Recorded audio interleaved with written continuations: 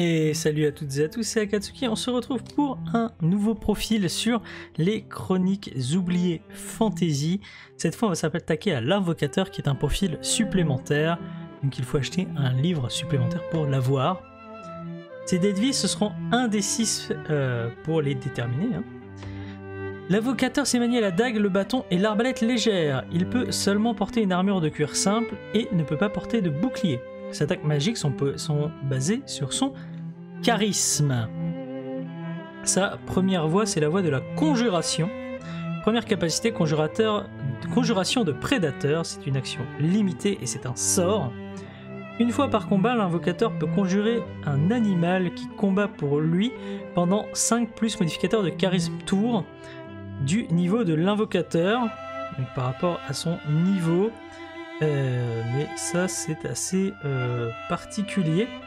C'est niveau 1 à 4, c'est un loup de puissance 1.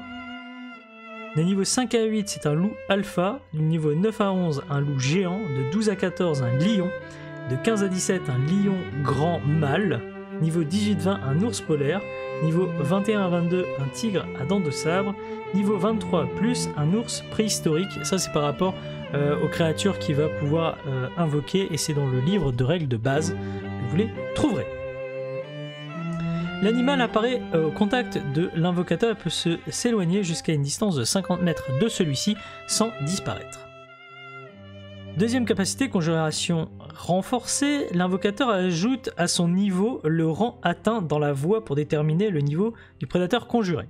Par exemple, un invocateur de niveau 3 avec 2 rangs dans la voie de la conjuration invoque un loup alpha de niveau 5 comme s'il était de niveau 5, 3 plus 2, ce qui normalement lui aurait fait invoquer un loup. Là il invoque un loup alpha et qui est plus puissant. Troisième capacité, la conjuration de l'armée, c'est une action limitée et c'est un sort. Une fois par jour, l'invocateur peut conjurer une petite armée pour une durée maximum de 5 plus modificateur de charisme heure. Le sort ne peut être utilisé qu'en rase campagne ou sur un espace clos de minimum 20 mètres sur 20 mètres. Les créatures apparaissent dans une zone carrée de 20 mètres de côté, c'est pour ça 20 mètres sur 20 mètres, centrée sur l'invocateur. Elles peuvent ensuite se déplacer en formation en occupant la même surface. Elles n'entrent pas dans les couloirs ou les bâtiments exigus. Jusqu'à une portée de 200 mètres, les créatures attaquent les adversaires que l'invocateur leur désigne. Déplacement de 20 mètres par tour, à peu près 3 km/h. Si jamais vous devez vous baser sur des heures. L'armée inflige automatiquement 1d6 dégâts par tour, 1d10 au rang 4 et 2d6 au rang 5. À chaque cible dans la zone, une cible peut choisir de combattre l'armée par une action limitée. Cela lui permet de ne subir que la moitié des dégâts prévus et d'infliger à son tour à l'armée les dégâts égaux à son niveau. Lorsque l'armée a subi un montant égal de dommages égal au niveau de l'invocateur multiplié par 10, le sort prend fin. C'est très compliqué, mais en gros, vous invoquez une armée qui se déplace, ou non, et qui attaque les ennemis. Vous leur infligez des dégâts, et si vous vous battez contre une armée, eh bien, vous lui infligez votre...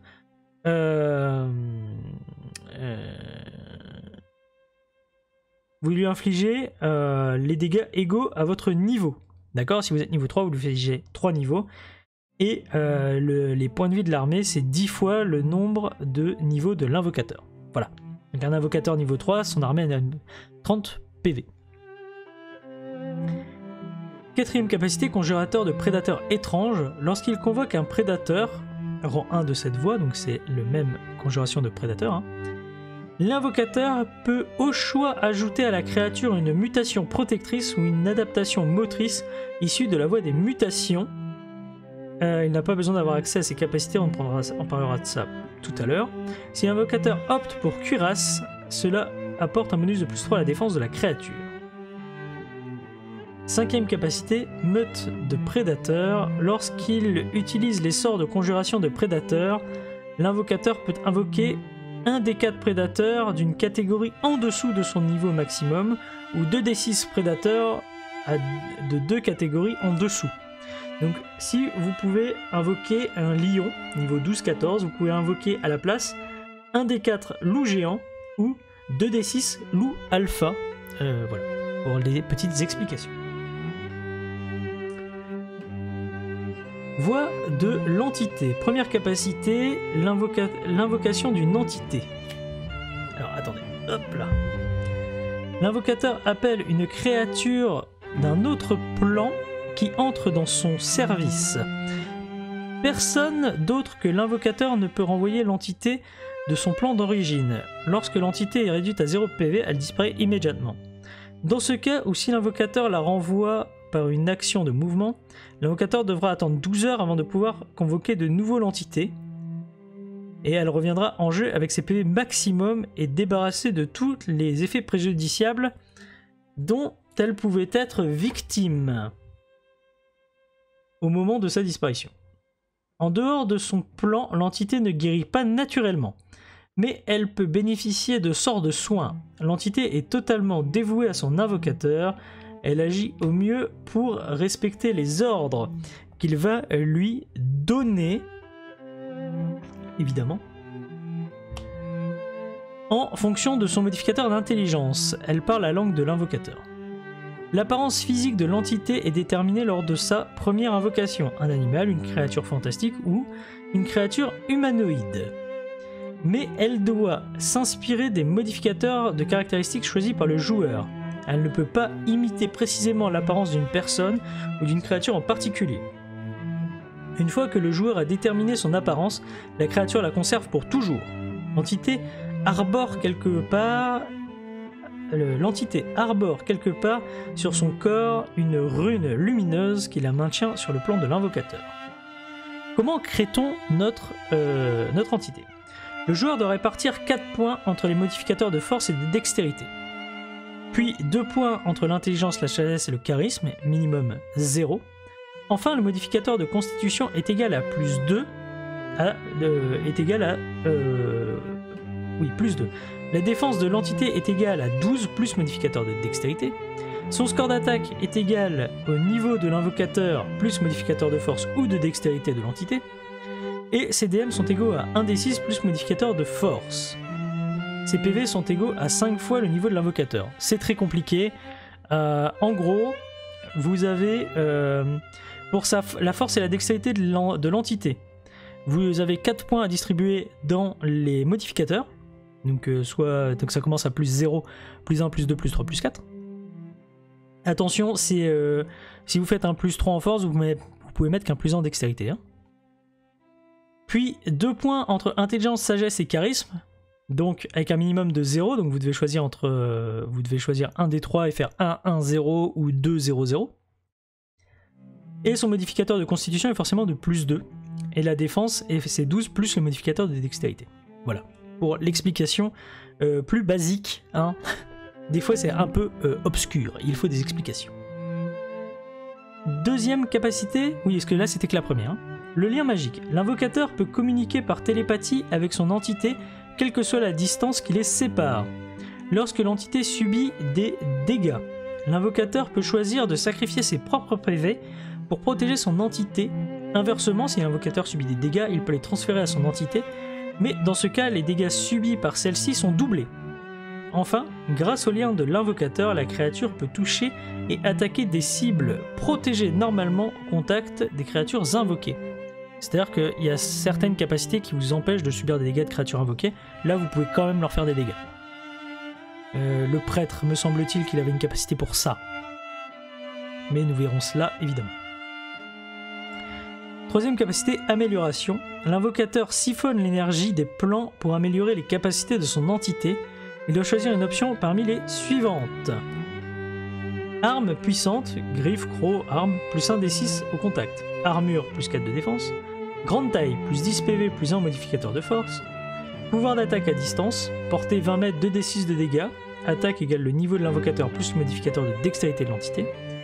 Puissance plus 2 modificateurs de force, résistant plus 2 modificateurs de constitution, plus DPV et résistance à un élément au choix, supériorité plus 2 modificateurs d'intelligence, sagesse et charisme, les 3, vif plus 2 modificateurs de dextérité, vol, l'entité obtient un moyen de se déplacer dans les airs, généralement des ailes. Le joueur peut choisir une option de plus lorsque son personnage atteint les niveaux 8, 13 et 17. Chaque option peut être choisie jusqu'à 3 fois et cumulée. Bon, le vol, vous pouvez pas le cumuler, hein, on est d'accord. Une fois que vous avez le vol, vous avez le vol. Quatrième capacité, protecteur. Quand un allié se trouve au contact de l'entité, il obtient un bonus de plus 2 en défense. Si l'allié est l'invocateur, ce bonus passe à plus 4. De plus, une fois par tour, l'entité peut subir une attaque à la place d'un allié à son contact. C'est peut être plutôt pratique. Cinquième capacité, le lien magique amélioré. Le lien entre l'invocateur et l'entité est tel qu'ils peuvent se téléporter ou échanger leur place. Au prix d'une action de mouvement, l'invocateur peut utiliser une action de son choix, téléporter son entité à son contact, se téléporter au contact de son entité, ou enfin échanger la place avec l'entité. Ça peut être très très fort en cas de problème. Nouvelle voie, la voie du familier. Première capacité, familier. L'invocateur choisit un petit animal, corbeau, chat, furet, serpent.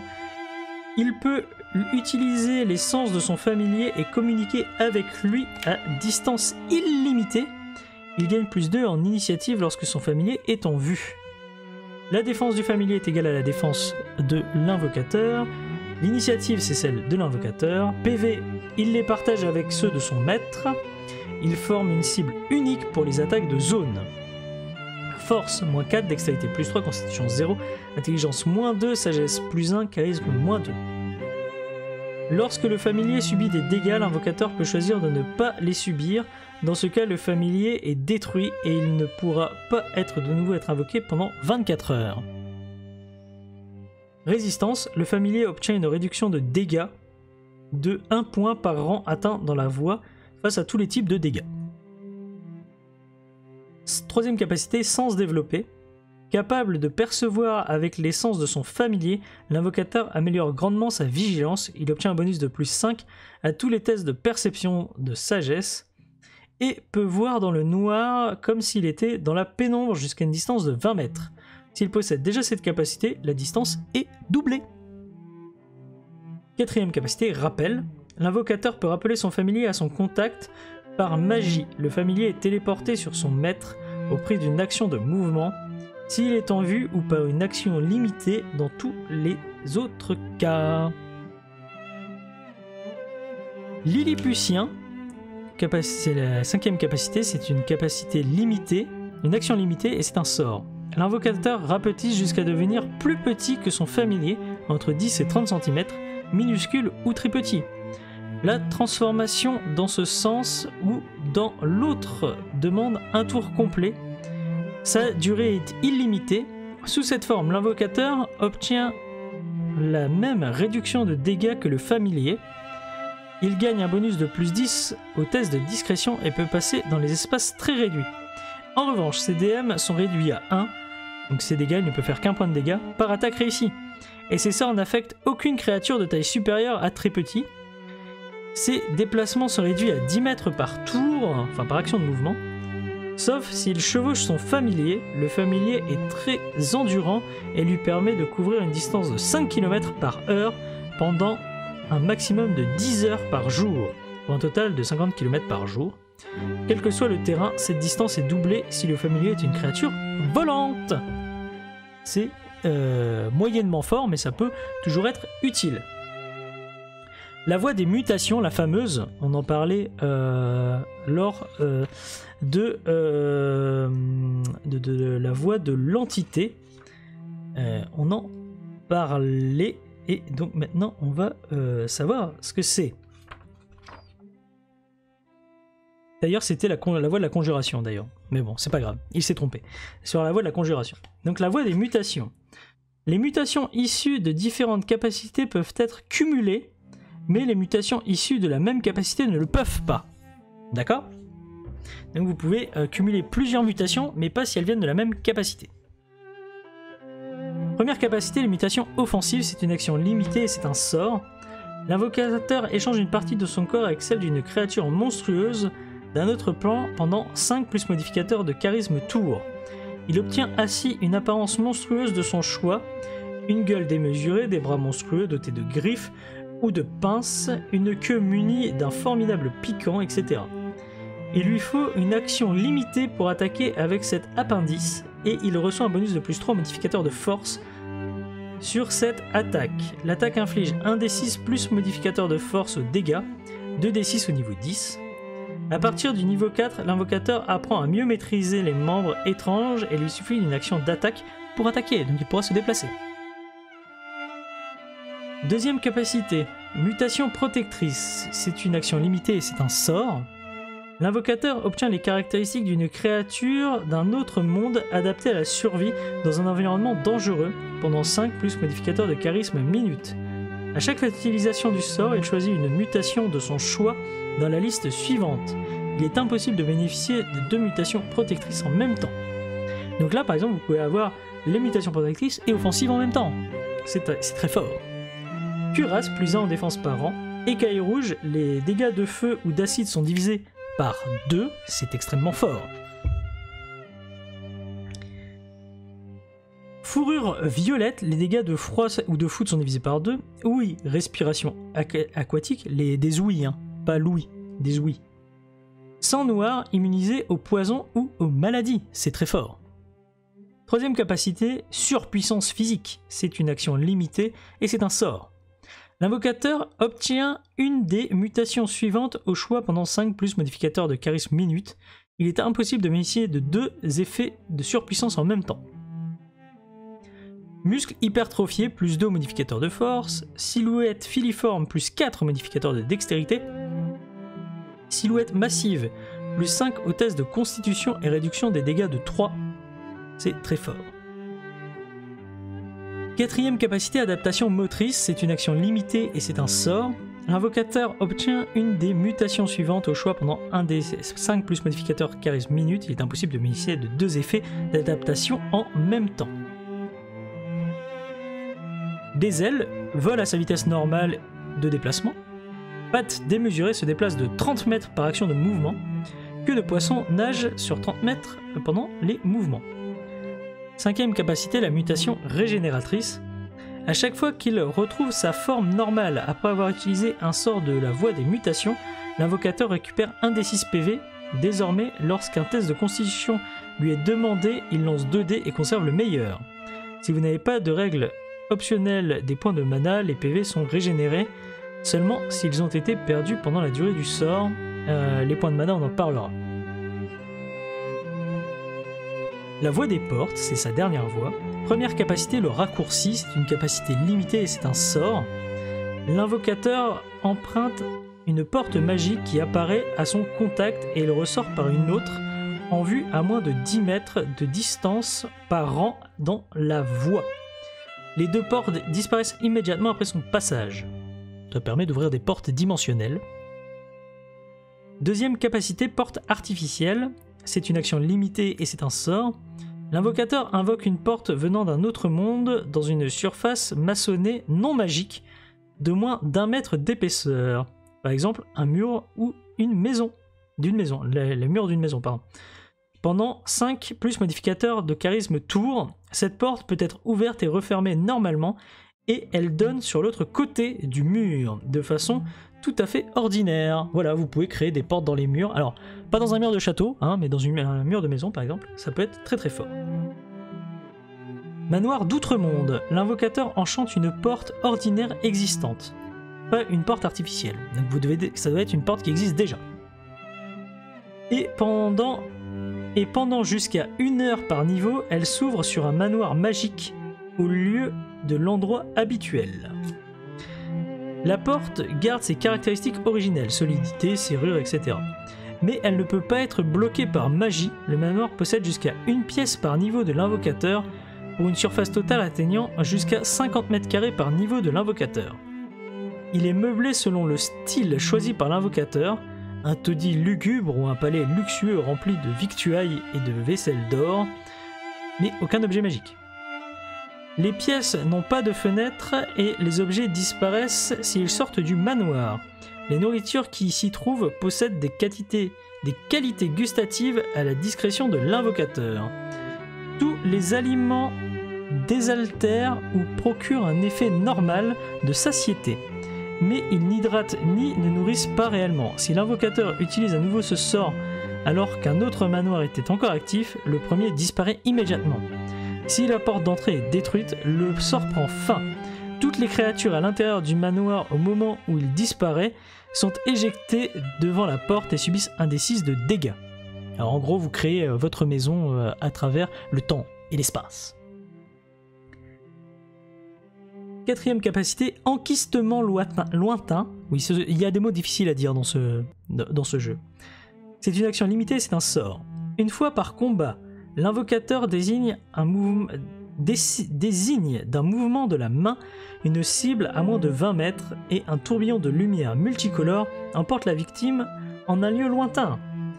En cas de succès d'un test d'attaque magique opposé, attaque ou contact dans le cas d'une créature n'en possédant pas, la cible est instantanément téléportée dans une direction aléatoire, à peu près horizontalement et dans un milieu adapté à sa survie. La créature d'un niveau inférieur à la moitié du niveau de l'invocateur sont téléportées à une distance de 1 des 20 fois 100 km. Celle de niveau inférieur au sien à 1 des 20 km et celle de niveau supérieur est égale à 1 des 20 fois 10 mètres. La créature ne peut pas être victime de ce sort plus d'une fois par jour. D'un côté, si vous balancez quelqu'un à 200 km, il n'a pas besoin d'être affecté par plusieurs fois par jour. Cinquième capacité, la porte dimensionnelle, c'est une action limitée et c'est un sort. L'invocateur fait apparaître une porte lumineuse pour une durée maximum de 5 plus modificateur de charisme minute. Bien qu'il puisse mettre fin au sort à tout moment, cette porte apparaît simultanément dans un autre lieu choisi par l'invocateur, soit à portée de vue, soit dans un endroit parfaitement connu de l'invocateur, à une portée maximum de 200 mètres. Tant qu'elle est active, la porte magique peut être empruntée dans un sens ou dans un autre par toute créature de taille grande ou inférieure. Si l'invocateur utilise à nouveau ce sort alors qu'une porte était déjà active, la première disparaît immédiatement, ce qui est normal. Voilà qui met un terme au profil de l'invocateur qui est très velu, je dois l'admettre. Généralement, les profils supplémentaires sont plus velus. Je vous souhaite à toutes et tous une excellente continuation. On se retrouve très bientôt pour un nouveau profil. Allez, bye bye.